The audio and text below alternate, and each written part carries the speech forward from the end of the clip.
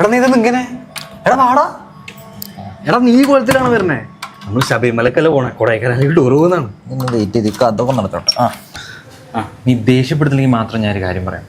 നീ ട്രിപ്പ് വരുന്നില്ല എന്ന് വെച്ചാൽ എനിക്ക് എന്തും പറയാം. എനിക്ക് അത് തന്നെ പറയാനുള്ളത്. മോനെ ഒരു രക്ഷയില്ല, നീ വന്നേ പറ്റൂ. ഇത് സുഭാഷ കാറിലിരിക്കുകയാണ്. നീ ക്ഷമിക്കുക, എനിക്ക് വയ്യാത്തോണ്ടല്ലേ. എടാ നീ കാര്യം പറ. എടാ അതിപ്പോ ഞാൻ എങ്ങനെയാ പറയാ, എടാ ഈ ട്രാവൽ ചെയ്യുമ്പോ ഉണ്ടല്ലോ എനിക്ക് ഛർദിക്കാൻ വരും. കണ്ടില്ലേ, അസിഡിറ്റിയുടെ പ്രശ്നമാണ്. ഞാൻ എന്ത് ചെയ്യാനാ? എടാ എടാ ഒരു ട്രിപ്പൊക്കെ പ്ലാൻ ചെയ്യുമ്പോൾ ഞാൻ ഇതൊക്കെ കരുതിട്ടേ നിന്നെ വിളിക്കുള്ളൂ. നീ